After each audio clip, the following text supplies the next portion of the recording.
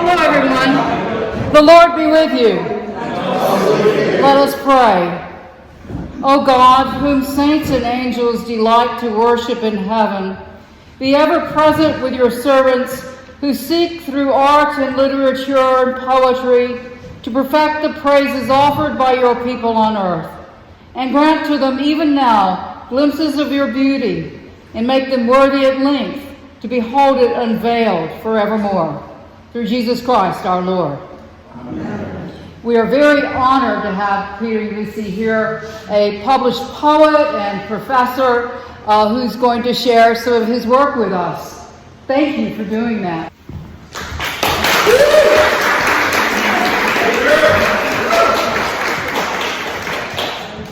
Thank you so much for that welcome, and the welcome really of just being here, and the gratitude I feel for everyone who had anything to do with this, starting of course with Martine and all the work she does for everything. Everybody knows this, and the vestry and all the people who bring this food. I mean, we could open a delicatessen, I think, sometimes, it's like, so really thank you everyone, and just for being here.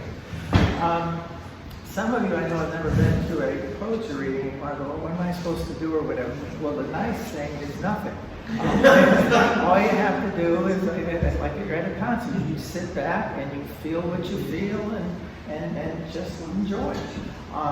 My yoga teacher says every once in a while during yoga you can smile or groan or frown or do things like that. You can do things like that, and we probably won't have any deep any discussion between. I'll do my thing. We'll have a question-answer period afterwards, which I think could be interesting.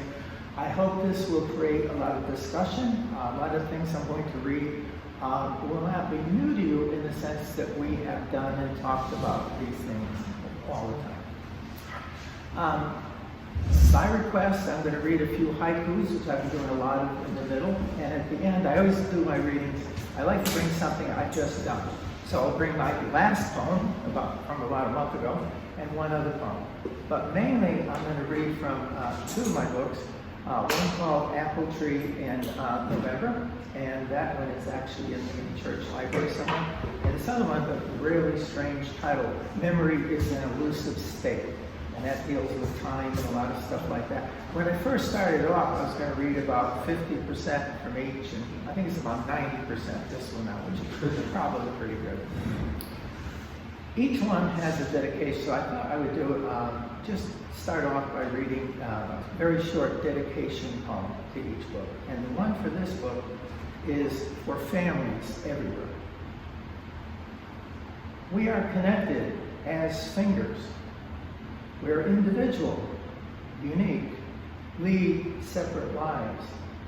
Allow spaces between to give each other's breath, but always united, one hand. We are flowers in a garden.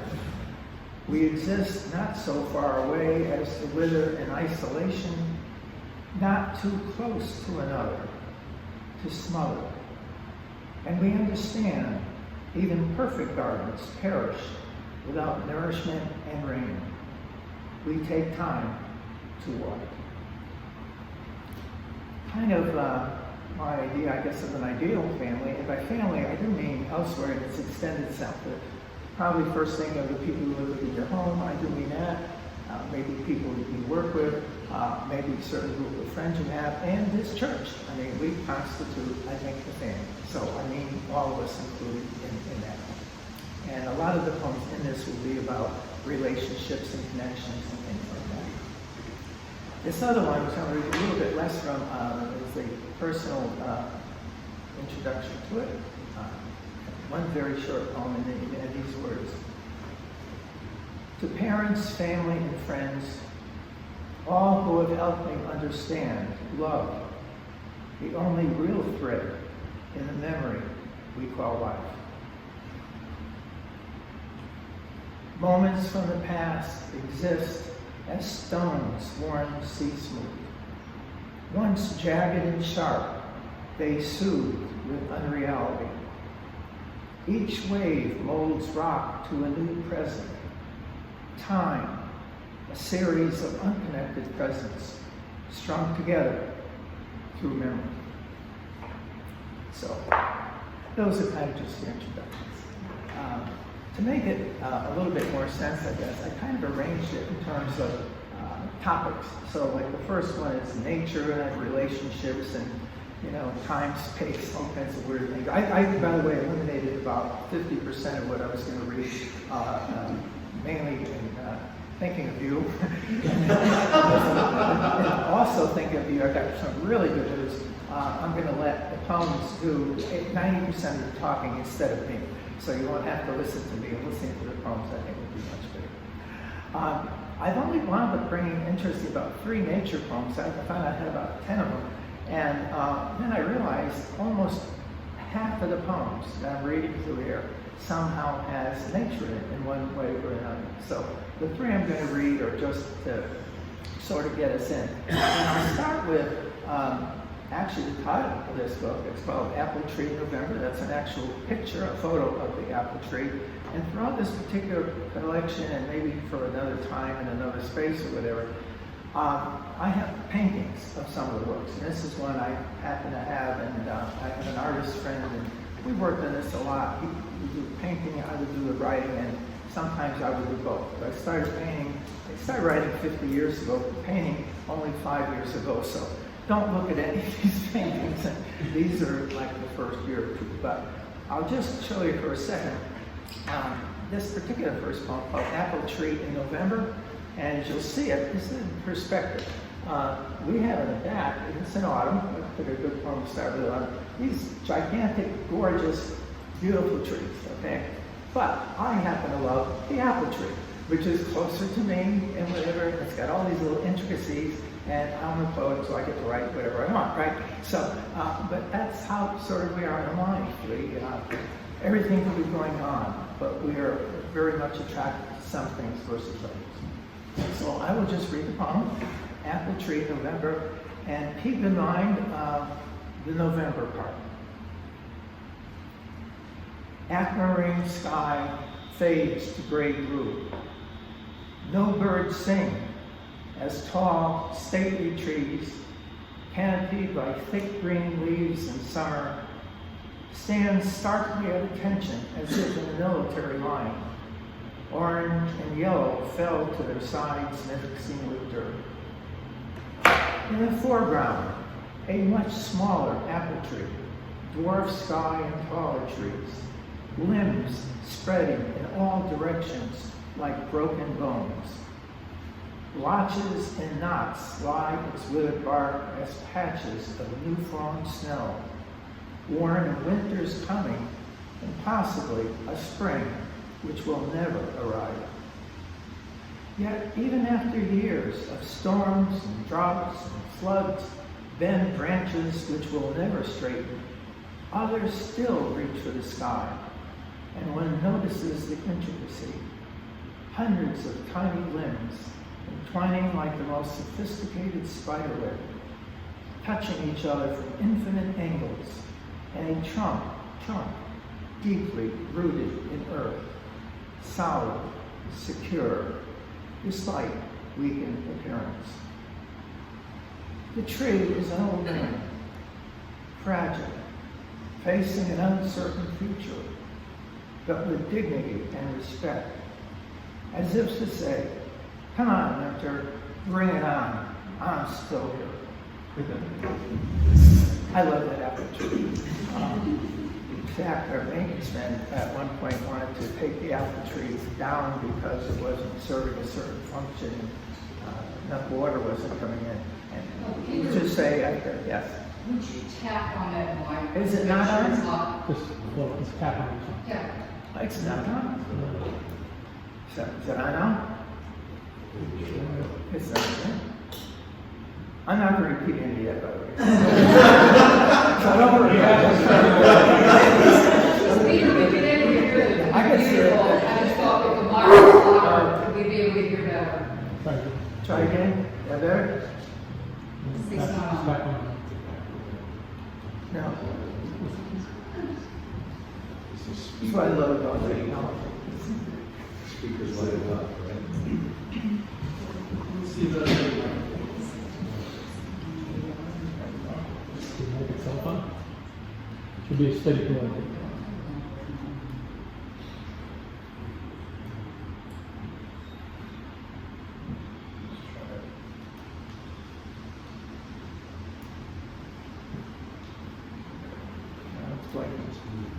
How's that? Well, this might be interesting. You may hear me louder, reading a lot louder than usual.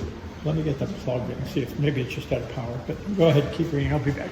Okay, we won't, whenever we get this fixed, and even if we don't, I'm just gonna do my thing, so it's like, really, put your hand up really seriously if you're in the back and can't hear me. Get a sip of water and try to talk loud. Okay. Anyway. Well, you missed this, and I love this apple tree, and sometimes we have to look closer to see things. No? No.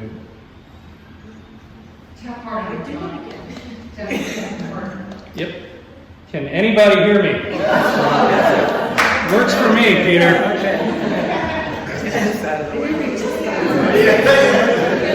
gonna have to write a poem about John Holmes. Many things have been written about me, believe me. Mostly by the police, but Here now? No? yeah. So I think that this unit is dead. Okay. I'll hold the book and the paper and that. I need forms. I like your voice just the way it is. Okay, okay, all right. So it is what Is that a lot better though, actually? No, there's no sound coming out of this. Oh, no, it's not? There's no sound coming out of this. That's all. Well, as we get older, we learn to be more flexible, right? Okay. Okay. Two poems on nature, very, very quickly.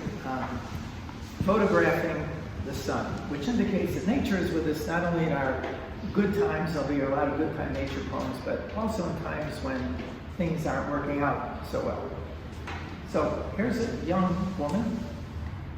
She wakes at dawn to photograph the sun. Magic, she hopes. Druids behind the misty ferns, fairies in rings of light. Maybe a last moonbeam captured on film before it fades to time. Soon her days will be half-filled promises, half-filled relationships. But now, just for a moment, she can wish upon a star, believe in the origin of light, sandwiched by darkness and a gray moon.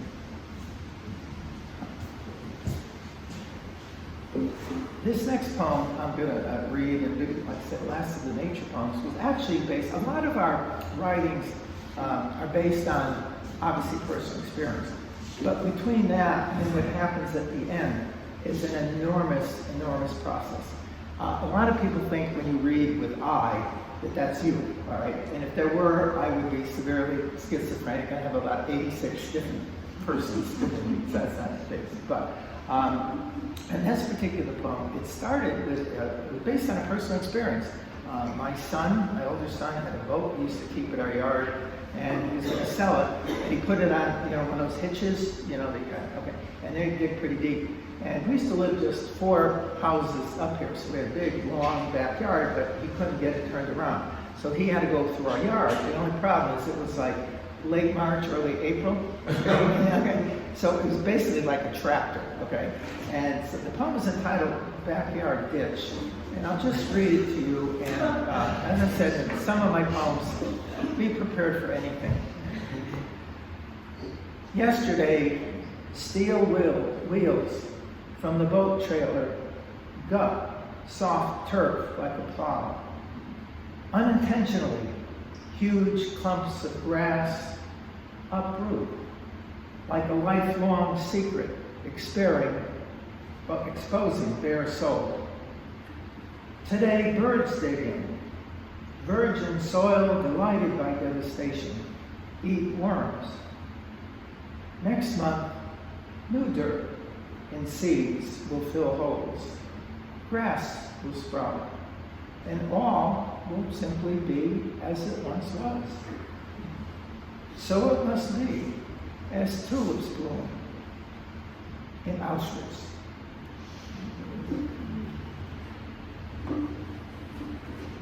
one thing that poetry does very often is surprises.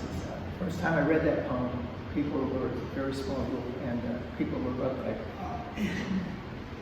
where did that come from? You know what I mean? We're thinking Ides and whatever. Part of it, of course, was written in response to a lot of people who deny the past because it's not what it looks like. But there's one thing that happened, I think, in this poem that happens to a lot of writers. I'm sure Danny has noticed the experience in music. It happens in art. It happens when you're gardening. It happens like you have this great plan of what you're going to do, and you're working at it, and you're halfway through the garden, you're halfway through the musical composition or the poem, and weird things start to happen. Your pencil or your paintbrush starts to go in a certain direction, and sometimes you fight it because this is my poem, this is my garden, this is the way it has to happen. And what you find out eventually is maybe that's not the best advice, and eventually you learn to go with that is, whether that's instinct, whether it's the voice of God, divine inspiration, a muse, whatever. And I had no idea, no thoughts of Auschwitz or anything like that, making that relation when I started. I only did was want to write a poem about my son digging up my garden. So I thought I'd read that poem because I think it really does relate to a lot of things we do. Basically, sometimes we have to just let go, like when mics don't work, you know, and just go with it. Okay. Relationships. Mostly family. Not going to be quite as perfect as the first poem I read, but they all have our ups and downs. And to make it easy for you to see, the first 4 poems, 2 of them will kind of go with each other, and then the other 2 will go with each other in a different way. What I love about this church and any kind of group that I love is when people cooperate, when they share, when everybody takes on their own little roles and fit together like pieces of a pie, I suppose. You know, we have all these little pieces, but they all make that one pie. But that doesn't always happen. Sometimes maybe when we don't share, or we're in a role too long, things happen. So this is a poem entitled Expected. She sucked it up. That's what middle-class, moral, decent, Midwestern women did. Husbands took care of things, buying cars, making reservations, picking up the house where they lived, picking out the house where they lived. It was his right. It was expected. But when things didn't hold, like when her husband was out of work, daughter and son dislocated, it was her job, without letting anyone know, of course, to preserve the family, though she did not have a clue how. She walked into the woods, cried, looked for acorns among dead leaves. Finding none and more alone than stars, she returned home, put lives together. It was expected.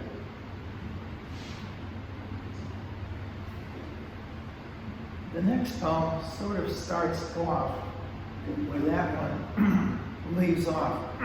There's a person out at night having some kind of existential crisis and some kind of depression, and is cut off from his family.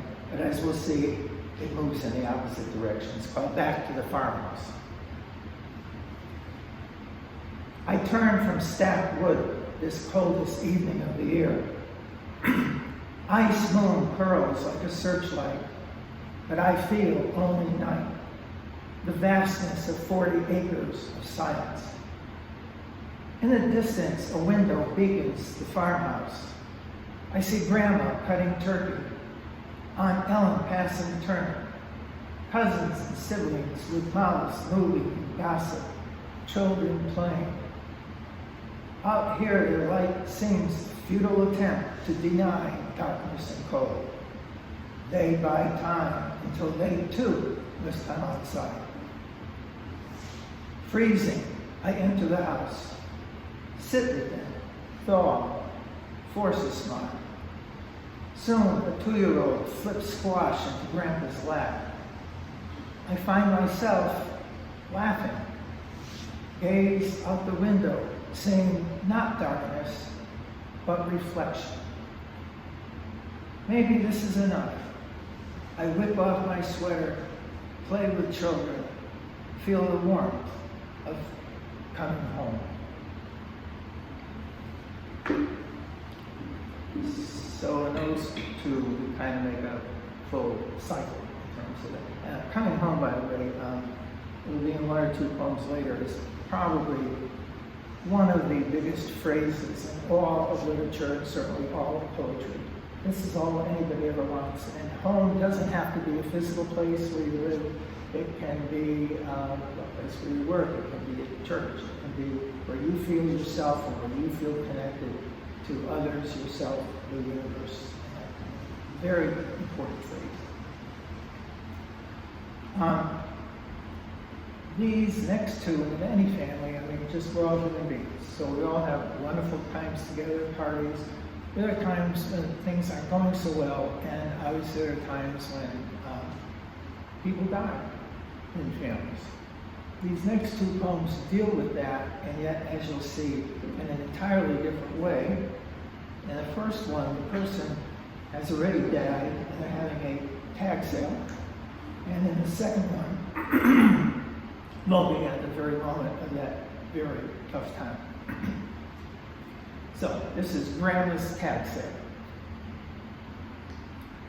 In the thin garage next to the cornfield, in a skinny town next to the highway, a life is bartered to people who can't resist a bargain. I'll give you $2.75 for that lamp, not $3. Items are spread on a sheet like a shroud. Tupperware, buttons, candles, canning jars, costumes, Christmas ornaments, jewelry, pots and pans.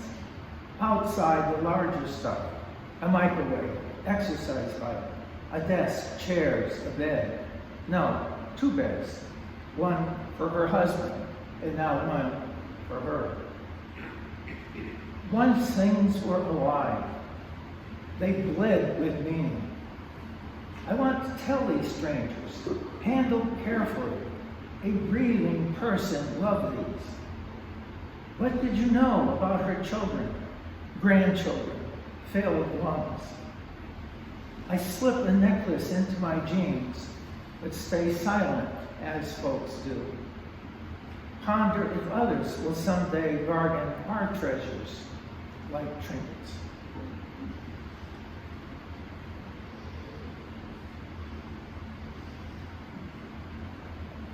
By the way, that was based on something when I was in the middle of Illinois, and I wasn't at the tag sale itself. The house and all these sirens, like crazy, started going on. It was a tornado warning. And I was scared out of my mind, and I ran down and I checked with everybody at the tag sale. Everybody's going home, and they said, oh, that's only a tornado warning. Okay. So eventually I went back to where I was and felt a little stupid, but nevertheless went in the basement for a little while. Peter, you want to try tapping the microphone again? See if it's... Hey, okay, but you heard okay with those a little bit. Good, okay. I'll talk just as I'll blow you out of the room. Okay. It's one a little bit more serious. It's entitled Only, and I think you'll recognize it at several levels. Her breathing was irregular. A short sigh followed by 5 violent thrusts. She strained to do what even insects did naturally. Eyes glazed unconsciously. Legs lay limply in bed. We couldn't believe, yet knew it was only a matter of time. Her head raised slightly to take some water. A good sign, we hope. Most she had done in days. We left briefly to our chores, kept fingers crossed as if that might actually do some good. 10 minutes later, we were informed she stopped breathing. We tried to say all the proper things. She had a good life. We loved her. She knew we loved her. Maybe for the best, but words always fail when you need them. I wiped my son's tears, Thank God he was not the one dead, but somehow could never explain to him it was only a cat.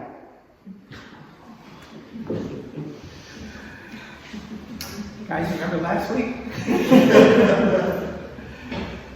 I definitely wanted to, obviously, the trick was to pull you in with obviously we've all gone through this, a death, serious death, but we can love a lot of other things. And we all demonstrated last week and have in the past, we can love our pets. And sometimes when something happens to a pet, other people who don't own them will look at, how can you feel that way? How can you do it? But they just don't get it. And that happens regarding almost everything that we do love. So again, that's a poem that had a little bit of a surprise. Not quite as the Auschwitz kind of thing, but was there anyone that thought it was a cat or an animal? And let me tell you, I was the father who had to explain it, and it was not easy explaining that death, as you might understand. In this particular book, I have a lot of topics, and one of them is childhood and adulthood. And this one I didn't have a painting; I had just photographs. So they were my 3 kids when they were from, I guess about 14 and 10 and about 2 or whatever. And then this is as adults. And what I did in the work is on the left side of the page, I took one of the kids, and there was a poem about him as a child, and on the right side, a poem of him as an adult. And I did that for all 3 kids. If I did that and everything else here, we'd be here for an hour and a half, which you don't want to do. Okay. So I found one poem that all 3 kids were in, and which is interesting. I didn't realize this until a week ago. I had actually published it 10 years ago in this book under a different title. And I did revise it in this one. So I'll read the revised one, which says, 3 children, 1 day. So it's the experience of all of them in 1 day. The other one said, give us this day. And there was a direct reference to the Lord's Prayer in that one. And I decided to make some changes. But basically, it's pretty much the same. I think most of you in here have kids at different ages. So in this particular poem, the age is approximately 15, 10, and 4, and it's mainly seen through the eyes of the 4-year-old. Okay, so that's what you have to keep in mind. And this is probably one of the longer ones, but not too long. I have really long poems. 3 children, 1 day. 3-year-old eyelids fall in the rearview mirror like a canopy. Mozart's sonata and the sway of the car soothes you to sleep. I think back 200 years to when the child Amadeus struck those first notes on the keyboard. Did you also feel discovery this morning at breakfast, pouring your own milk around different colored flakes, searching for the perfect mix? You are like your 10-year-old sister experimenting. Purple eyeshadow, tranquils through pierced ears, nylons on hairless legs. Today she climbs trees in jeans, plays kickball in the yard, thinking about her first dance. Or your older brother exploring his first summer job as you awake from your nap and you watch him putting plants in a greenhouse pot, talking shyly to 2 girls. I see his face brighten as you run toward him with open arms. He forgets girls, mud to his ankles, throws you in the air. We drop him off as you ask dozens of questions. Is that tall grass? Are there snakes in tall grass? Where does the sun go? How do steam shovels work? Later you bargain for candy at the bank, feed ducks in the pond behind City Hall. We arrive home. Your sister is in her decorated room listening to Madonna. Your brother lies on the couch watching the Yankees on TV. You ask me to push you on a swing, play with a scooper in the turtle sandbox. Later that evening, as siblings play Monopoly on the floor, I carry your exhausted self to bed. You'll never know, midnight, when I tiptoe into your room to peek at you curled amid dinosaurs and bears? Did the child prodigy, for all his rapturous chords, ever have a day like this? And will you or your brother or sister remember it decades from now, when you are my age and I sleep with Mozart? In a sense, it's almost kind of like what we do in meditation. Focusing on the present, focusing on our awareness of what's around us, trying to stay focused. And I guess that play by Thornton Wilder, Our Town, a lot of you probably saw that play, where the girl goes back and she expects it to be, her birthday or when she graduated high school or got some significant moment, and it turns out to be an ordinary day. And that was kind of like the best day. Sort of what I had in mind in that poem. And I should run this by my kids sometime to see if they remember. I'm sure they don't remember that day. But that day's recorded somewhere. I got it somewhere in history. Okay, I'll give you a little break here. I'm going to read a few haiku, which only, as you know, 3 lines each. And I've been writing, before COVID, I had never written a haiku in my life. And never understood that, because it looked like the kind of thing I could like. 2 big things in haiku: nature and human beings, and very often the effect that we have on each other. Nature has on us, so we nature with it. And it's in 5, 7, 5 syllables, so it's a pretty straightforward. So this first one was actually inspired by 3 things had to happen for this to occur. 1, Mother Kathleen was giving the sermon this particular morning. 2, we went to the beach that particular afternoon. And 3, it happened to be the weekend before 4th of July. And the thing with haikus, if you don't get it, that's okay, because a lot is condensed. Some of you are going to get it right away, or you're not going to get it. Sometimes they have layers of meaning. So I apologize for that, because I don't know what to do. To over-explain a haiku is ridiculous. So I'm basically just going to read it, maybe in some cases, a sentence. Okay. So remember what I just said word for word. Cirrus in blue sky watches green-gray waves gleam sun, free from fireworks. As all kinds of, I think, philosophical, spiritual, and even political meaning, if you think. The fireworks were going to be that night on the beach. That's all I'm saying. All right. What I'm going to read, I can say anything about it, and I'll skip because you'll never get it, but I like it, so I'll read it. Even the sperm whale can never imagine dirt in a blade of grass. Let's just say that is one reason why I could never be an atheist in my life. Somebody wants, I'll explain it for you. Storms, wars, viruses, human lives cut short, black-eyed Susans bloom.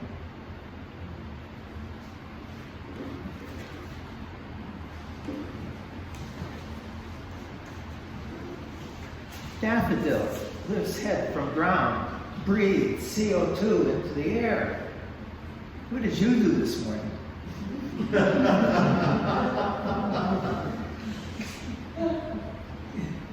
Don't dump on plants. As one person said, I have a lot of poems on trees, actually. If you understand a tree, you understand the universe. We'll let that go. This is one for any of you who've had a child who has been suffering or in pain. You will definitely get this. Pelting sideways rain slams windows, drips through the roof. Son in hospital with tubes. I'll read it again. Pelting sideways with rain slams windows, drips through roof. son in hospital with tubes. Nature and humans. And this next one, anytime you've gone out for a walk in nature and you see a beautiful, perfect looking little pond together, and then you see some rocks, you know what's happening from that nice stream. There's going to be, it's a flow of water going down over rocks and over time what it does to the rocks. That's what this one's doing. Still pond, source of stream, races over rocks, smooths as baptism. Still pond, source of stream, races over rocks, smooths as baptism.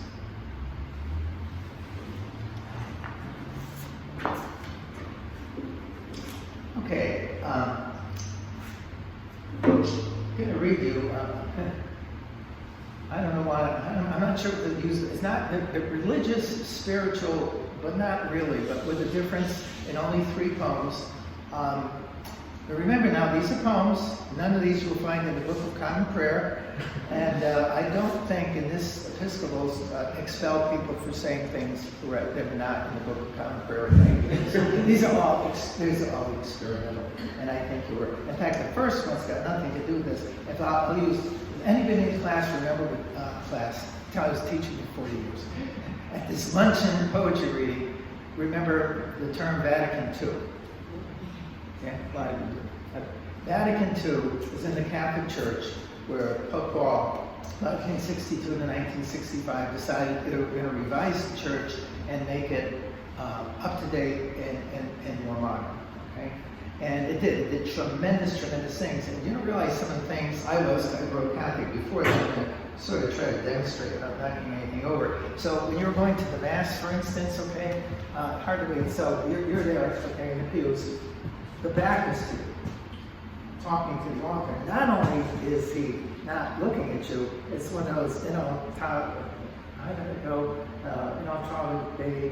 Latin, speaking of Latin. So until I was about 12 years old, I never knew one word about what was being said at worship. It was all from Latin. It was all pretty good. It was all symbolic and whatever. That was before Vatican II. And Vatican II, they did. I was in, I guess, high school or college, and my aunts were all talking about, whoa, we're actually going to have the priest looking at us. And they're going to be speaking in English. Now that was the greatest thing in the world. Well, the title of this poem is, so you know, no relationship to us here in this beautiful church, Morning Mass Before Vatican II. Okay, and it's written from the perspective of an altar boy who's serving at one of these so-called masses very early in the morning. And the only thing I can say is, if you've ever seen even a Birdman movie, something, either The Silence or Winter Night or whatever, those churches where there are just 7 or 8 people in there, usually old ladies with the wishkas and that kind of stuff. Okay, it really was like that right here in Connecticut. And so this is the perspective of an adult writing a poem, but about when he was 7 years old, serving at this Mass before going to school. So I went right from here to school. So I wasn't a happy camper at that point. So I've read this poem just a couple of times, and some people are stunned by it, some people look at it and say, whoa, wow. Some people feel free to do anything you want. I mean, whatever. Parts of it. This is what it was like, morning Mass before Vatican II. Why need there always be pruned old women with babushkas, duck-walking fat legs, stuffed in opaque stockings, nailed into black shoes? Toy was fun. Why must they have hair under lips? That's better. Why must they have hair under lips? Mumbling foreign tongues to receive their Christ from bald priests singing even more ancient tongues. Why did their mouths ooze saliva, dripping down, shaking chins, dropping like blood on crumpled knuckles, clutching rosaries as last breath? And why must fair-skinned altar boys Already green by overheated church at 6:45. Submit the cheap burgundy kept too close to fish and refuse. I think Vatican II was one of the most incredible things that happened in the church. They were losing a lot of people at that particular time, and 3 years later, you would never believe the singing of everybody. And I felt if nothing else, it would just make you feel how glad you are to be in this church instead of a church.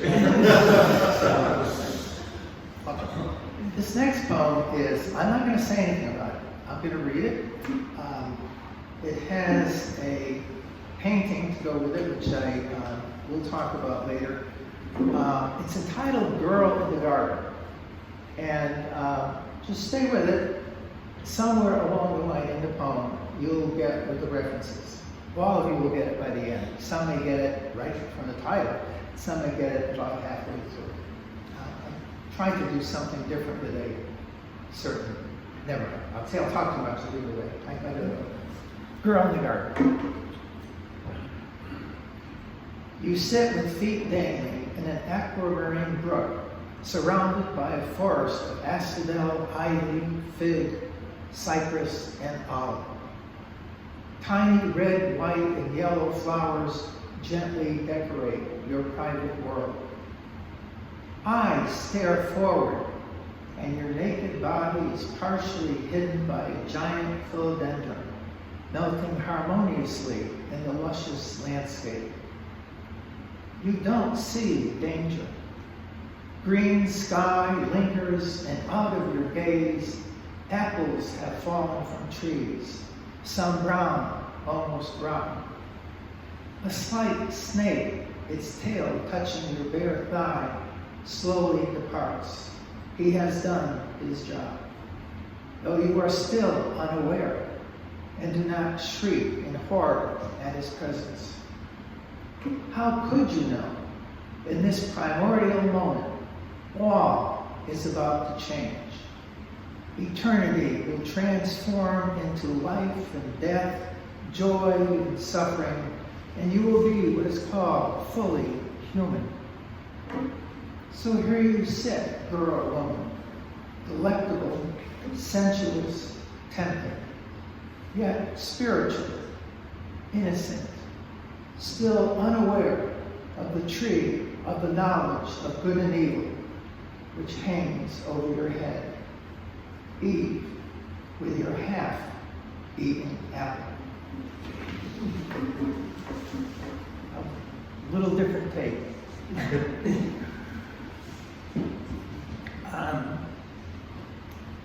This is really a poem about innocence. It's a poem about loss of innocence. I was trying to imagine Eve, not in the biblical sense, but as a person who had never been tempted, had been used to everything being perfect. And of course, and in the painting, what you can't see from here was really this good kind of thing. I have her neatly covered by the philodendron in certain spots, but she was at that point supposedly unaware of good and evil. So everything was fine. So the painting moves from right to left. The imagery gets more dark. So over here it's very lush. Over here you see the snake slithering away like a snake should, I guess. And she's sitting sort of with gazed eyes. And what I'm trying to do, it's under transition in here to capture that very second when she lost her innocence. And there's even a falling apple over a tree here. And the apples go from red to slightly brown, and the same thing with the string. Anyway, I just felt I had to be there for something. I guess it's a church, But anyway, lots to talk about with that. But Girl in the Garden.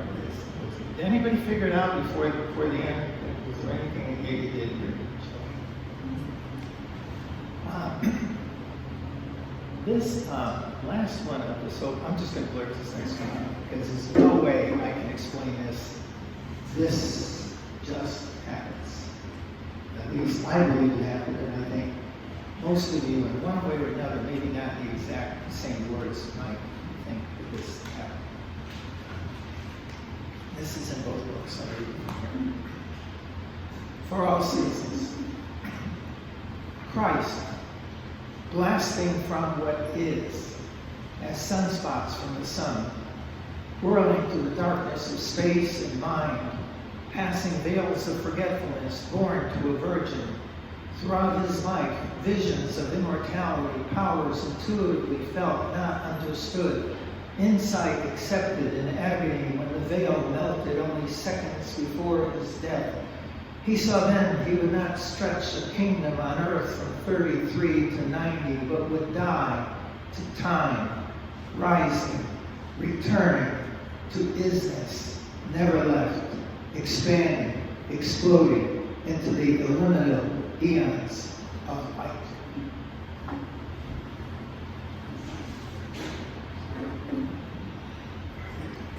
On a much more earthly basis, which will get us into time in these moments, relativity. Sun rises, sun sets, another day fades. Sun doesn't die. It is we who spin. Years, nothing more than traveling in a circle.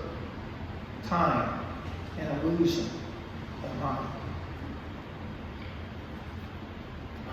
One of the poems I eliminated, which I think would have been fun, but we ran it. It's called Travels in Time, and it sort of takes off on that. Somebody who literally has an out-of-body, we all wake 2 or 3 in the morning, something like that, witching hour. Everything seems weird anyway. And this person sort of has an out-of-body experience where he leaves and travels really throughout the universe, getting back to the very edge of the universe and then coming back to a quote-unquote wing chair with drums and stuff. But it's 2 pages, but it's wild. You would think I was on some kind of a drug when I wrote it, which I was not. And if we had maybe served wine before this, I might have read it, but I was. But it's a takeoff sort of on that poem. Okay, what I'm going to do is reduce the time part, and then all I'm going to do after this is read 4 poems here and then 2 new poems. I always like to do that. Instead of relativity in the whole universe, I'm going to one poem on a time of day, the second one 2 times based on one event. In this case, it happens to be surgery, a before and an after, which I'm sure you can relate to. The third one will be a certain time in your life. And the fourth one will be how we view things differently in time. When you're 10 years old, for instance, there may be a movie that you like. And then you saw that movie when you were 20 years old. And you say, wow, I never saw that movie before. And you say at 30 years old, whoa, I don't recognize that. I never saw that movie before. Well, obviously the movie or the book or whatever had changed. It's you that have changed. So those are all different aspects of time.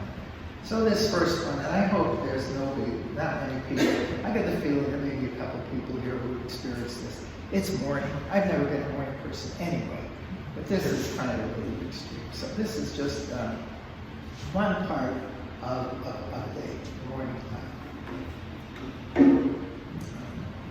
Very early in the morning. I don't want to depress you. After this time of this poem, it's pretty early. Morning. I am a toy, so rusted, even a child ignores it. Heart so stiff, arm needs hand to push body out of bed. Slowly, like a wounded animal, itching to the warm shower which will soothe aches like oil, to a latch allowing the door to open and once more face the world. I really don't like mornings. Some of you may leap out of bed. I don't know whatever, but that's just about the time of day. Surgery, probably a lot of you have had surgery, and you may or may not realize it, but there really are tremendous differences before I think you go in and when you come out, and that's expected. I remember seeing an article once after I had my first surgery. There was an article of a guy in a paper, and the caption said underneath it, oh, here's Joe. He's come from the hospital. Joe is doing very well, and he's really happy. And I'm looking at the picture, and Joe looks miserable. He's like dying, he's in pain, whatever, you know. So this is, surgery. This is called Surgery and Other Views. Actually, a redoing of the poem. Before surgery, one wonders about places so dense even light can't escape. Places so far, we see only illusions of their being. Places so small, atoms, our solar systems. One imagines infatuation surviving more than 3 years. God being in time and out. One ponders why children have to die while mosquitoes live. Since surgery, I asked when I'll move my bowels, if I'll be able to walk 4 steps, if everything is put back correctly, if I'll ever heal. Worlds seem so different, as a willow must look at an ant, a climbing child, and eagle.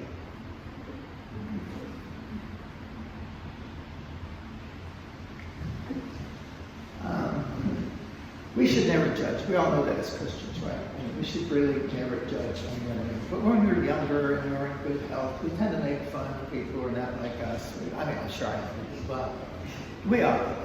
But I think even in writing this poem, where I was kind of being somewhat judgmental, the ending shows I wasn't totally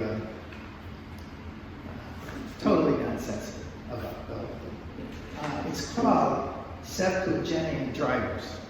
So when I was in my 30s, I wrote this poem about all these drivers who were in their 70s. And you know how they drive, right?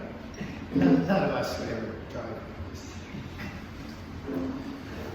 They drive their Oldsmobiles and Plymouth Reliance, 18 miles an hour, with head barely visible over steering wheels. They look both ways down one-way streets. Yield if they see lights a half mile away. To them, caution is God. They obey all signs, brake for everything. They stop when existing and exiting highways. Have their reflexes slow? Or is it time which has taught them the sorrow to be found in one wrong turn?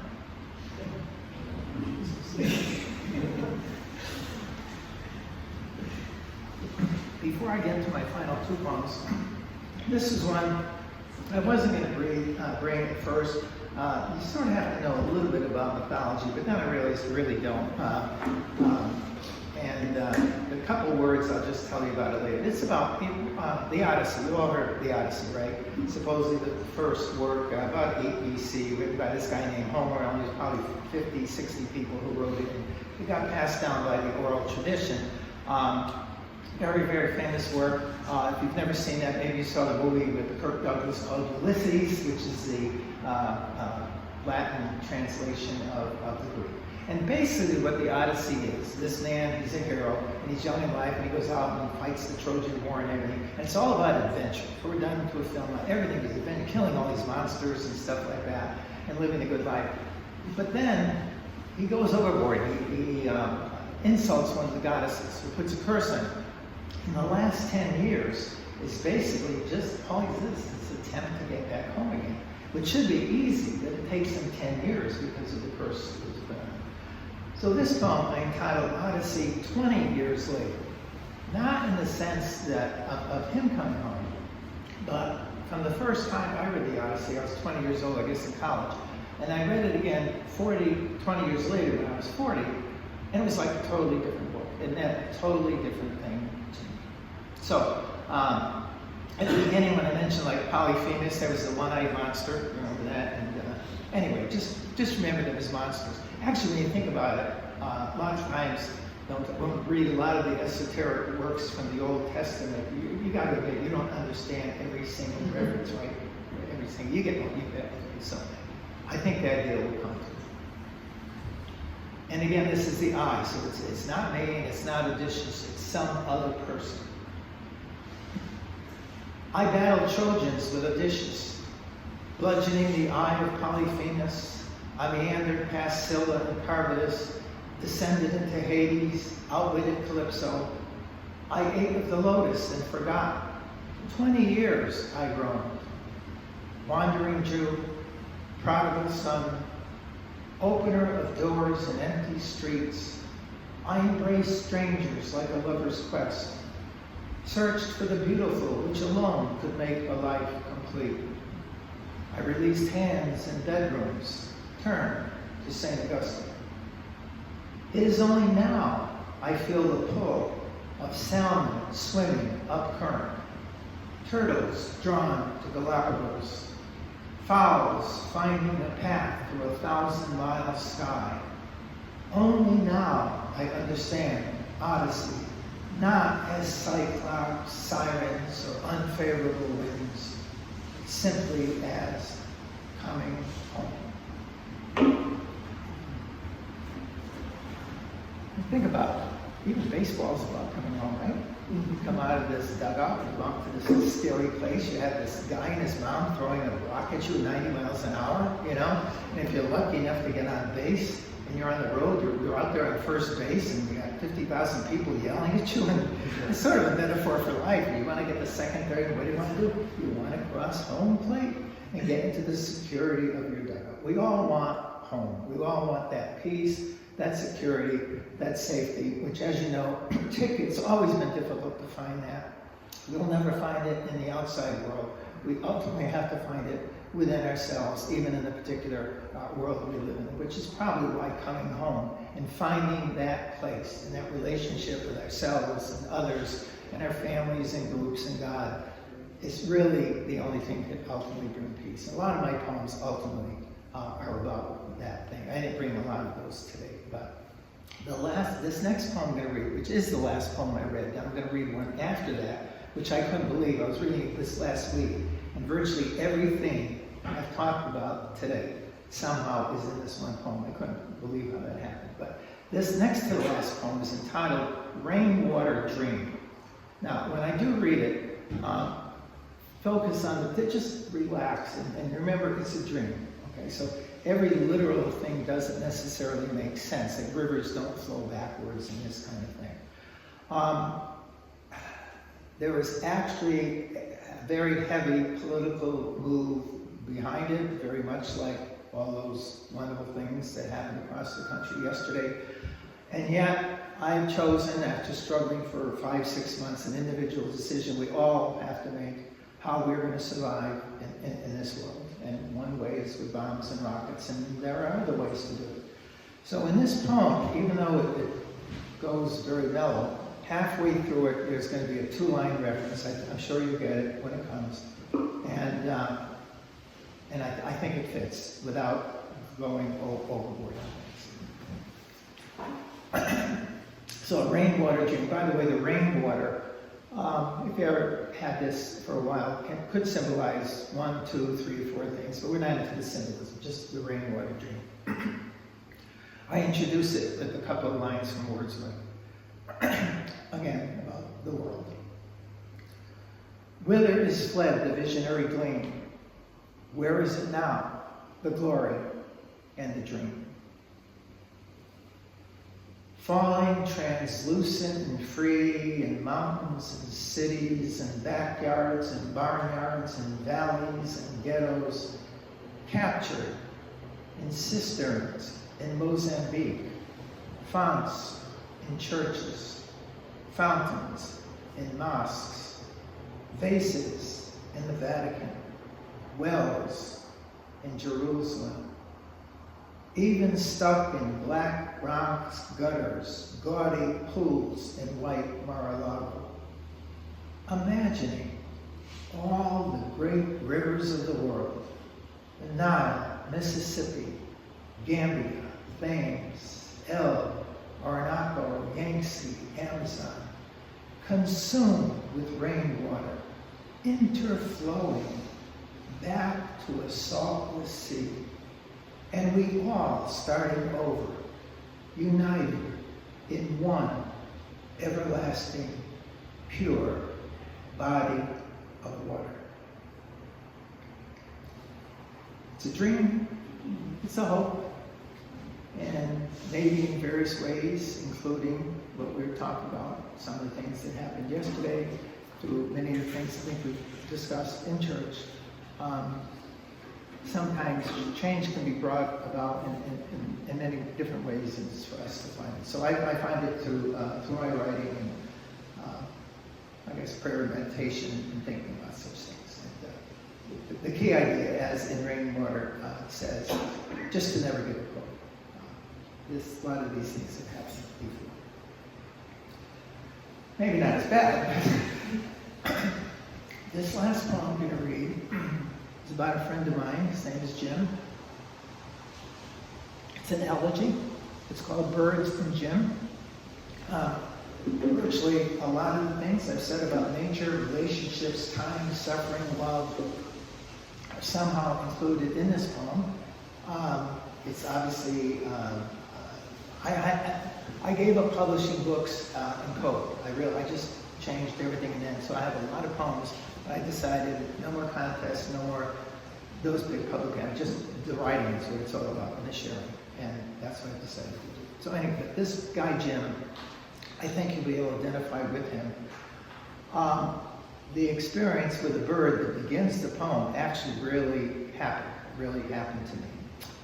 And I had 3 or 4 really, really good friends for 40 years or so that I taught with for many years, and he was one of them, and unfortunately there's only one of these left right now, but I'm very grateful for him. He's an artist, and when he started writing memoirs about 3 or 4 years ago, he contacted me, and when he started painting, I contacted him. It was really nice. Anyway, this is Birds and Jim, and the first thing I did when I wrote the poem was send it to his widow.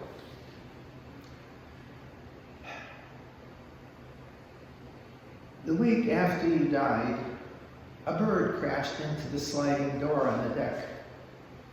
I don't know what kind of bird it was, the kind you see every day, dove, sparrow, blue jay, or maybe some kind of warbler that you would have identified as yellow-rumped, magnolia, even chest-sided.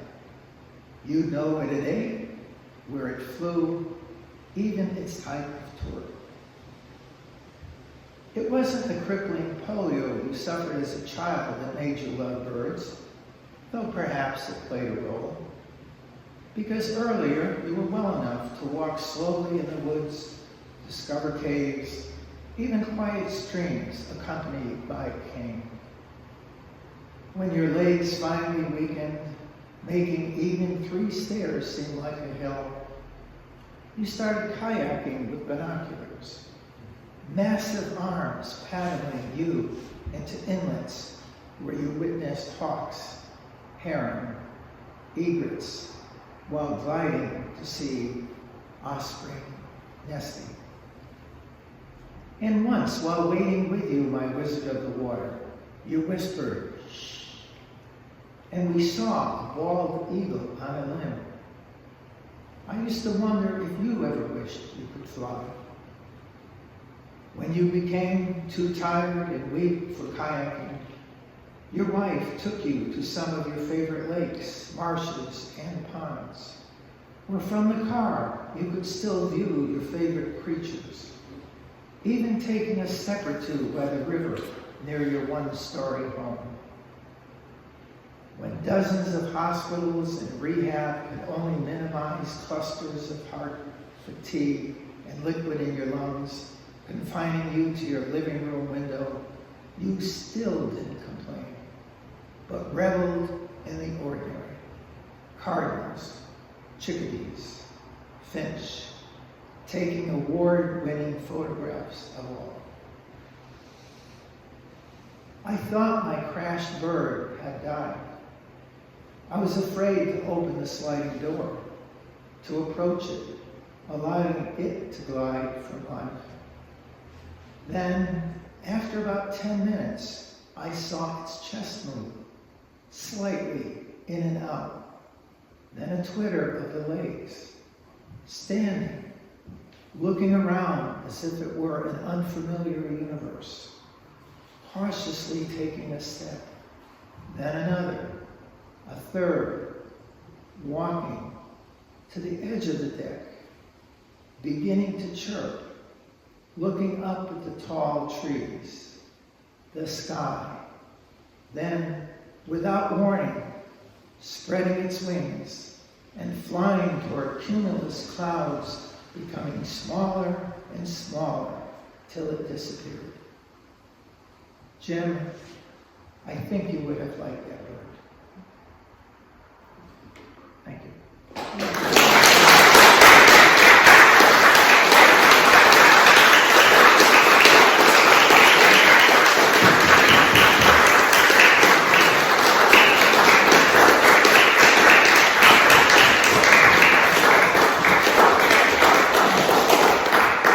Thank you very much. I know there's not much that we've done at this point, but if anyone has any quick questions about anything general or any particular poem or anything you liked or did not like, this is the time you get to blow. Or you already clapped. So. Well, I would just say that before Vatican II, we also faced peace for Mass. Vatican II is what was the impetus for the liturgical movement being in church. I never knew that. Yeah. Thank you very much, Peter. Thank you. Anybody, any questions? I don't know. Yes. I was really struck by the poem that seemed very stark and very bleak.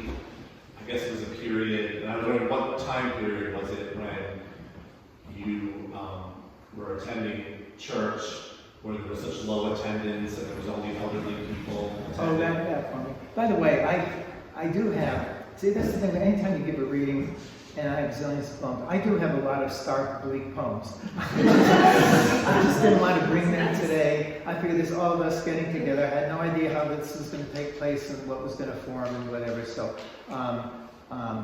yeah, okay.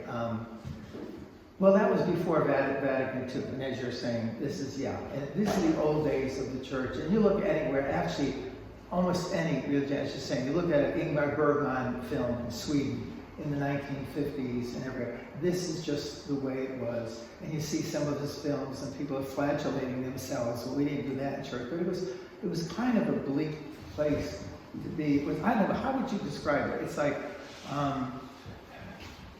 Well, there was still the belief, there was the love, there was the charity, there was the God, there was all of that. But at the same time, there was a lot of guilt and a lot of negative emotion.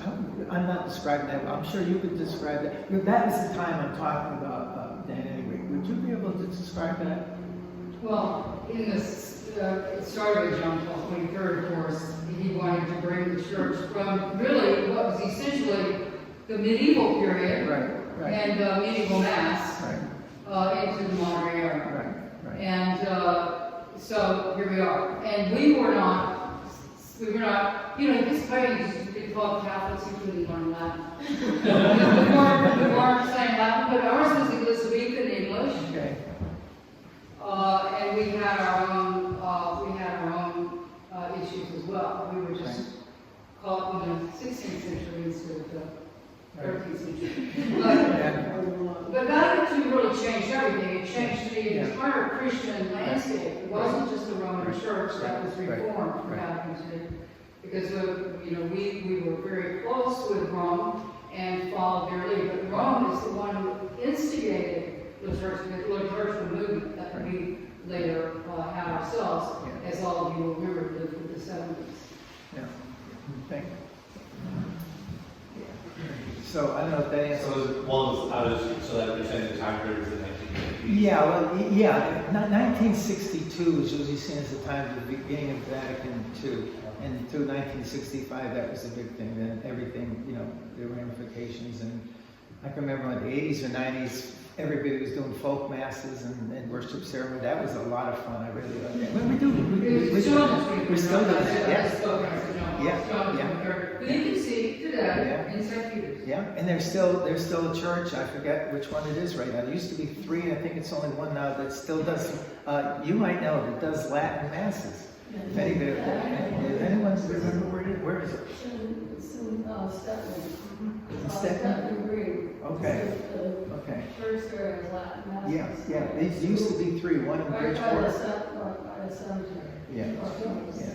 So if anyone wants to hear a Latin mass, actually, that's very easy. I'm not tempted to do it. See, my problem is I was 10 years old when I was going through all that, you know, and it meant nothing to me, and anything you went in, it just wasn't inspiring. But, you know, we were with the church, we were with our families, we believed 100% in everything, but I don't think we realized how effective change until it happened. You know, sometimes you don't really know, you just go through what you know because that's what you're used to in your whole life. It's when the change comes, you look back and you say, wow, this is what we did, you know, wow, all along. Yes. It almost seems like it's like carryover of like predestination and like the fear, like, you know, how it just carried through time. Mhm. Maybe like that concept of people just being fearful and, you know, like you said, shameful and guilty and all the things, kind of controlling. Yeah. That certainly has a lot to do with it. Yeah, and we just extend it down to generation to generation, and it's So like a little lighter. yeah, and then Still there. Yeah, all those kinds of things. But so basically, what I was just trying to do today is to just give you a taste of what poetry is. If you've never been to a poetry reading, it can go in many, many different directions. That was my big problem here, knowing what to bring, how to introduce it, whatever. And then when the mics went, I said, that's it, I'm just gonna, you know, whatever. So, I encourage you to attend them in the future. They usually are good. They can be very bad if you get an egotistical writer who all he wants to do is get himself patted on the back. They read terrible abstract poems and they're awful, you know. And the opposite extreme would be other people who just these silly songs will rhyme, making poems have to rhyme. There was a lot of rhyme in my poem. You don't realize it though when the rhyme is worked out effectively. But if you can tell it rhymes, you keep hearing it rhyme, that's usually a bad poem. That's usually, you just don't want to go anywhere near that. But we all have our ways, again, about connecting and doing and relating to the world. You all do. I look at the quilts, you know, that we have hanging up there. Your Danny playing his music every Sunday. I look at all this food over here. I wish I could be a gardener like about half a dozen of you. I mean, and that's the beauty of this whole thing. It's like we each find our own way. We have our own little roles. We share with each other. And it's kind of this connection. I think is what we need in the world. It's not Democrats or Republicans. We're all human beings. We're all people. And let's just share and get along. And, you know, it sounds so simple, doesn't it? You know. But, so we all try in our own ways to do this, and it's, as you know, not easy to do it because we all have pressure from everyone has pressure. But anyway, that's getting off subject. I'm done. Okay.